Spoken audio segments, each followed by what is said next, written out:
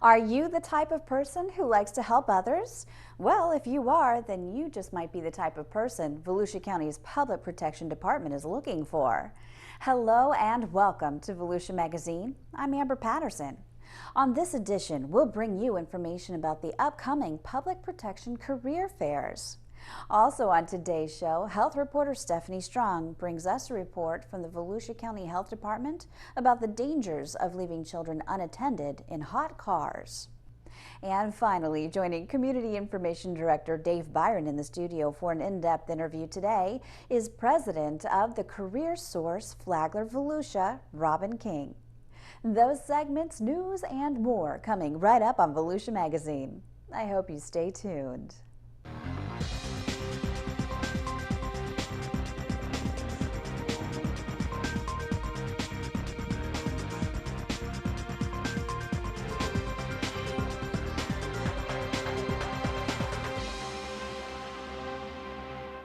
Do you have what it takes to be part of Volusia County's public protection team? The department is looking for qualified men and women to apply for positions as corrections officers, lifeguards, beach safety officers, paramedics, emergency medical technicians, and firefighters. We're hoping to attract individuals who are a diverse group of people who are talented and dedicated in what they do, that really enjoy helping others. I think the area of public protection is one of the most rewarding career choices a person could make. We have hands-on activity. It's certainly not behind a desk. Uses the latest techniques and technology that are out there. And you really, again, you will definitely affect people's lives in your career. You can apply online today, or you can gather more information during 2 upcoming career fairs. Those career fairs will take place from 4 to 6:30 p.m. July 23rd at the Daytona Beach Regional Library at City Island and July 29th at the Deltona Regional Library. Public protection staff will provide information about job responsibilities and benefits. Applicants can use the library's computers to apply for a job, and the personnel staff will be on hand to assist. The county offers competitive salaries and benefits along with enrollment in the state's retirement system. For more information, you can visit volusia.org. By the next Daytona 500, race fans will have another easy way to cross busy International Speedway Boulevard in front of the racetrack. The Florida Department of Transportation is building a second pedestrian overpass to improve pedestrian safety and accommodate the legions of racing fans who visit Daytona Beach every year. Bridge production pilings are in place, and the overpass should be completed by early 2016, just in time for Speed Weeks. Why are you seeing a lot of these improvements along that corridor? With the building that you're seeing at the Speedway and then a lot of the development going on around the Speedway, this is going to become, according to the plans, more of a year-round venue, attracting a lot of people year-round. The races are going to bring a lot of folks to it, and that's throughout the year. So we want folks to be safe. Wider sidewalks offer more safety. 2 pedestrian footbridges offer safety, and that we just want that to be a safe corridor, given that the growth is going to be happening there, and probably a lot more tourists are going to be visiting as well. The $3.2 million overpass is part of a state-funded $17.2 million project that will provide a safe way to cross International Speedway Boulevard and make the much-traveled section a more walkable corridor. The project stretches 1.4 miles from Williamson Boulevard to Midway Avenue, entering Daytona Beach International Airport. In addition to the overpass, the Florida Department of Transportation will replace the existing sidewalk and ditches with 12-foot wide sidewalks and closed drainage systems. The busy Williamson Boulevard intersection will be upgraded with new mast arms and other improvements. Passenger traffic at Daytona Beach International Airport decreased 3% in June when compared with June of 2014. During the month, 54,397 passengers flew in or out of the county-operated airport when compared with 56,007 passengers last June. For the 12 months ending June 30th, passenger traffic at Daytona Beach International Airport increased 2% from 623,007 passengers last year to 633,292 this year. So June was a decrease from last June by 3%, so we went down from 56,000 passengers to about 54,000. But we think it's more or less a hiccup. What happened this year is we had slightly smaller planes that were operating here. They're not different planes, but it's the difference between an MD-90, which is 160 seats, and this year we have MD-88s, which are 149. So we have a few less seats, but our load factor went up, from 91% to 92%. So we are filling the airplanes. And we think, it's going to remain steady for the year, and it's going to be good for the rest of the year. But we keep going to our airlines and trying to get more seats. Earlier this year, JetBlue Airways announced new nonstop service between Daytona Beach and New York beginning early next year. The new nonstop flight is planned to start January 7th and will provide daily Airbus A320 service between Daytona Beach and John F. Kennedy International Airport. Tickets are now on sale, and passengers who book a flight on JetBlue departing out of Daytona Beach International Airport January 7th through July 7th, 2016 will receive free parking. For more information about Daytona Beach International Airport, you can go online to flydaytonafirst.com. Germfree is more than just a health standard, it's also a local business. Let's join Business Beat reporter Joanne Magley to find out more.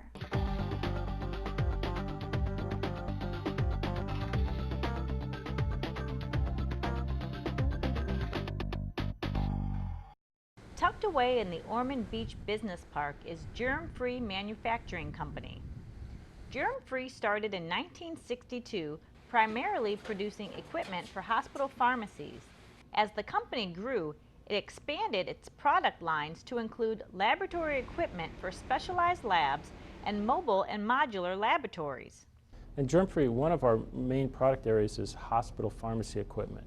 So we provide, if you've ever unfortunately had to visit someone in the hospital and they're hooked up to an IV, that IV bag is compounded or mixed in the hospital pharmacy. Well, they do that in front of a hood to make sure that the product remains sterile. And Germfree supplies about 35% of that market in the U.S. So really, any hospital in any city, there's a 30% chance that they have a Germfree product. Germfree also produces glove boxes for more sophisticated biocontainment labs. The glove boxes provide safe methods for managing infectious materials. Mobile labs are one of the products manufactured by Germfree. A unit like this has all the equipment needed for technicians to scan people for diseases. Germfree started manufacturing mobile labs for the U.S. Army, providing the capability of taking a full-scale laboratory into the field. Many of the early mobile labs were used for detecting chemical agents. Today, mobile labs are used for everything from environmental air monitoring to food testing to health screenings. Right now we have a mobile lab that's going to Jordan, and the use in Jordan is the concern with all the refugees coming from Syria, and they're not certain as to what diseases they may be bringing in. So this mobile lab will be for health screening concerns. Germfree clients are primarily government, such as the Ministry of Defense or the Army, the Food and Drug Administration, or a university that wants to conduct research out in the field. Germfree also produces modular labs, which have a lifespan of 30 to 40 years and are built according to stringent building codes, including seismic loads for earthquakes.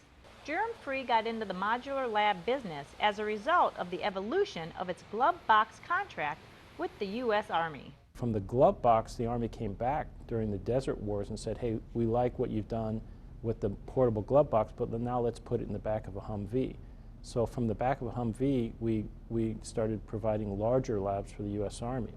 From the labs, the mobile labs, which is a truck or trailer that's designed to drive from day to day, we got into the modular lab. Modular labs are typically a lab that's put in place, and it's really part of the institution. It doesn't often move. Exporting makes up 65% of Germfree's business. Landy credits the county's Economic Development Division for helping expand his business to the global market. Primarily, they've just opened doors from the local government to what's available from the state, as well as what's available from the federal guys in terms of helping small companies export. Germfree has 59 employees. 54 of those employees earn an average wage of $46,000 a year. The company also offers tuition reimbursement for employees that have a desire to get or finish a degree. And although Germfree thinks very globally, Landy says the company is proud to be part of the Volusia County community. We really like being in the Daytona area. We wanted, the management of Germfree wanted to be in a smaller community, but still close to 2 international airports. And our clients from overseas really recognize the Daytona name. You know, it doesn't matter if I'm in Senegal. For example, in this past month, I've been to China, Senegal, and Spain, all for business, and everybody recognizes Daytona. For the Business Beat, I'm Joanne Magley. Since 1998, 645 children have died unattended in a vehicle in the U.S. Health Department Information Officer Stephanie Strong tells you what to do to keep children safe by never leaving them alone in a hot car.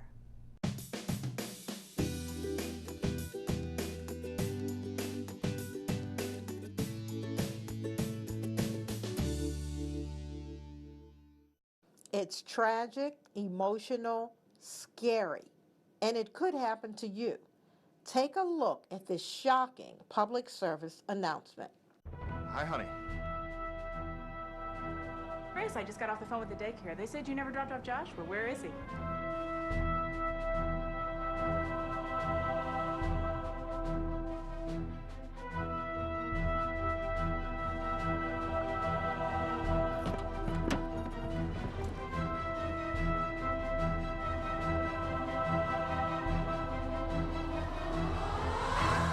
According to Safe Kids, over 600 children have died unattended in a vehicle in the United States since 1998. The cars heat up so quickly that it doesn't take very long for it to get so hot that a child becomes at risk of heat stroke related injury or death. Avoid heat stroke related injury and death by never leaving your child alone in a car, not even for a minute. A lot of times people do think, oh, it'll just be a minute, and they get in there, they get distracted with things, and all of a sudden a minute becomes 10 minutes or longer, and all the time that car is heating up outside, and that child's in there, and they're becoming at risk of overheating. Create reminders. We want them also to be sure that they create reminders that will help them remember that child is in the back seat of the car.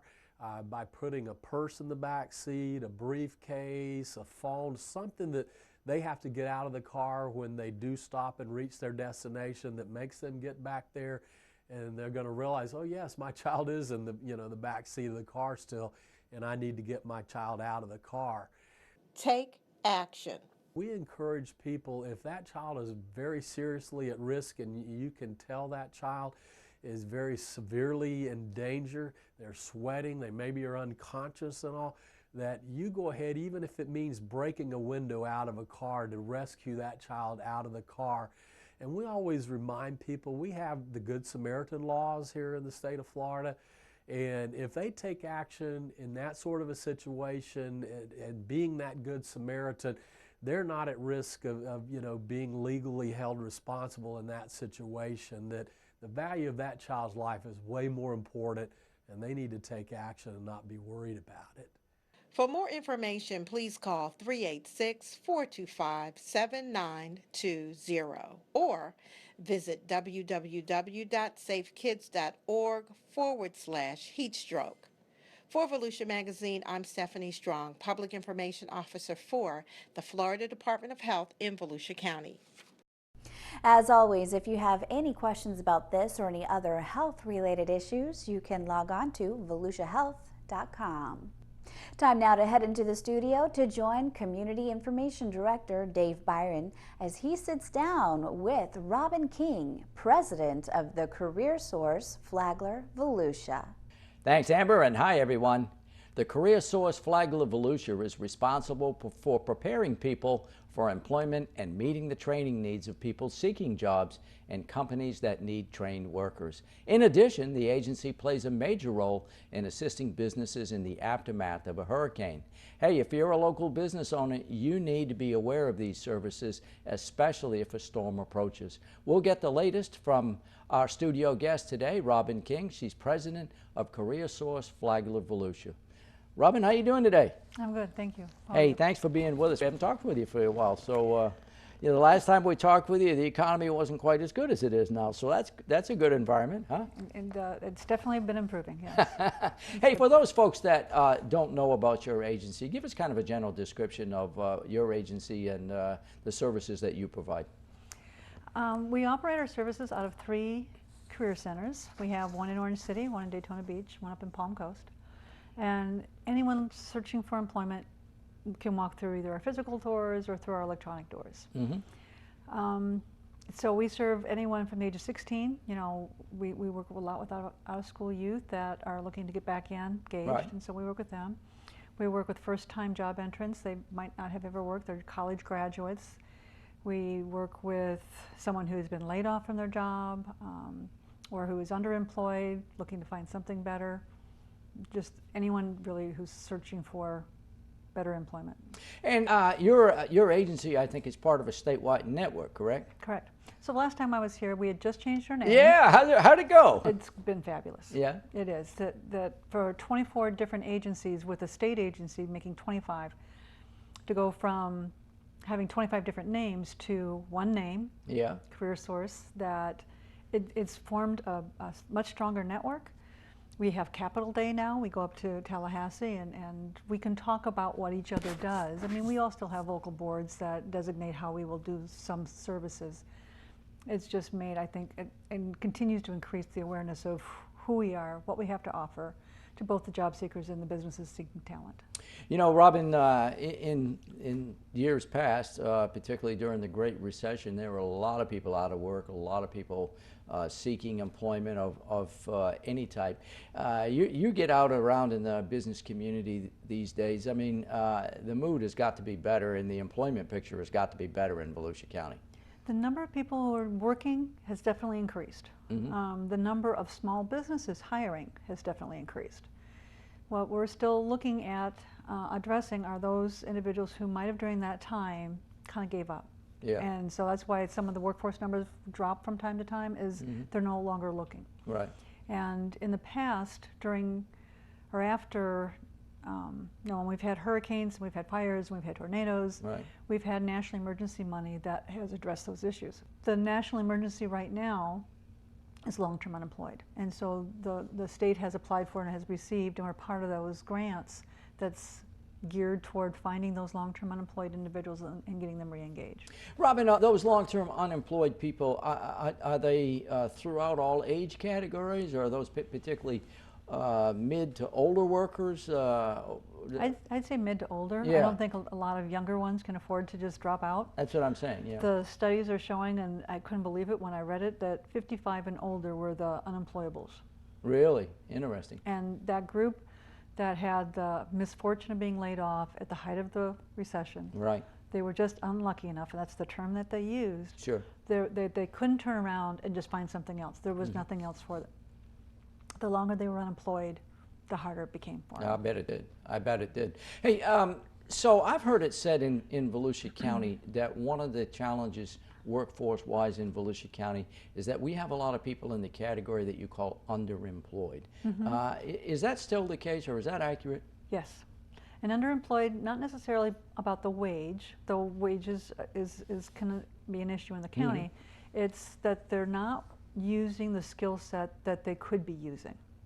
Okay. So if a professional was laid off and then they took a job delivering pizzas, that they did something for income maintenance. Sure. So that's an underemployed person, someone who's not using their full potential. Right. And to go with that would be the wage.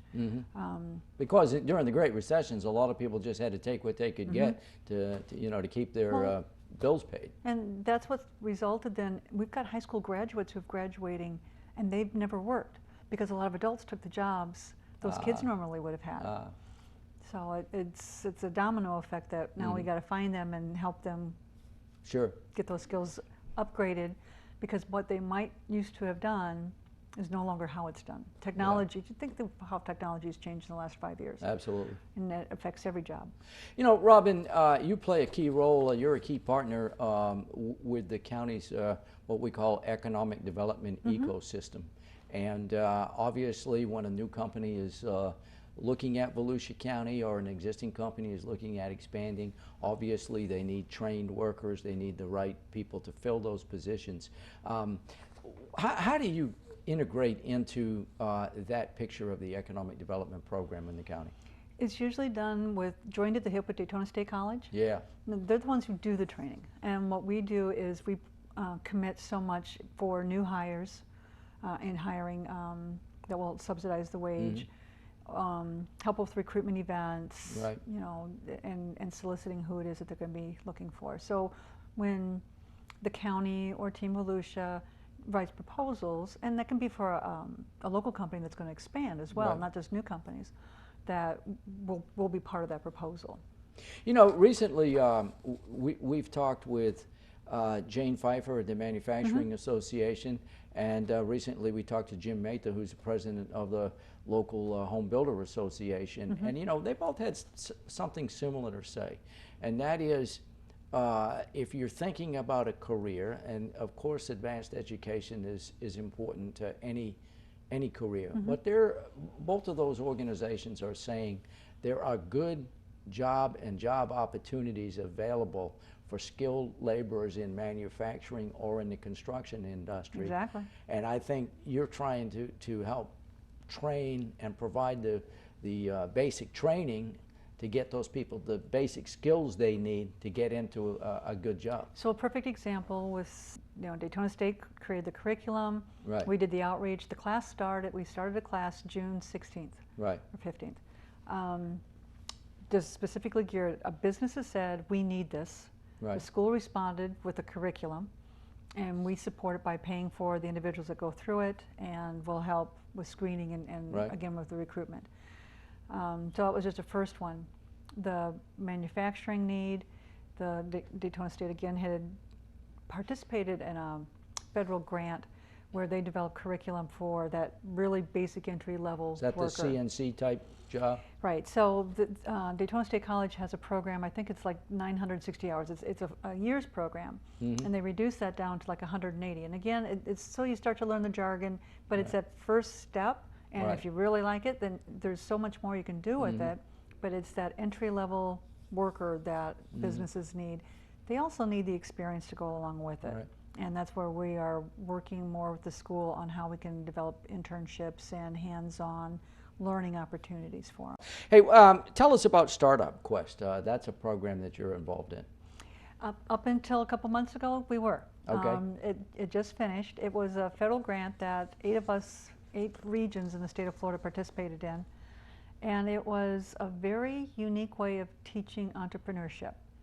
Unique in that it was a partnership with the Office of Technology with UF, and so a mentor would choose a technology, and then a team would be formed around that, and so they would form a company, and different skill sets were brought to it. It helped prepare us. We are implementing the Workforce Innovation and Opportunity Act July 1st. With that implementation, we will become a lot more involved in supporting entrepreneurship in our 2 counties. And it's not to duplicate what SCORE does and what SBDC does and the incubator. In fact, we'll be convening some meetings just to really get a good handle on what everyone does, so we make sure that we do proper referrals. And how do we provide some kind of wraparound to that or fill any gaps that might be there. It's exciting to work with potential business, you know, that startup piece of it. You know, most businesses, you know, that are hiring and most companies today, there's a great number of small businesses and startup companies that are beginning with just a great idea. They found a solution to a problem. Right, there you go. know? And actually, when we participated in the grant, it wasn't necessarily just so that everyone would start their own companies, but can you imagine as an employer being able to hire someone with that skill set, that they understand how your whole company works, Right. not just for the job you're going to hire them for, and to elevate their vision of the company that they're going to be employed by. So, and you find that you find those entrepreneurs are pretty excited people. I mean, they come in very enthusiastic. Yes, yes. Hey, Robin, speaking about being prepared and that sort of thing, you know, Florida is vulnerable to hurricanes. Fortunately, we haven't had a hurricane since '04, where we had 3. But your organization plays a role when there's a storm, and you're trying to connect businesses with services and that sort of thing. Tell us how that works.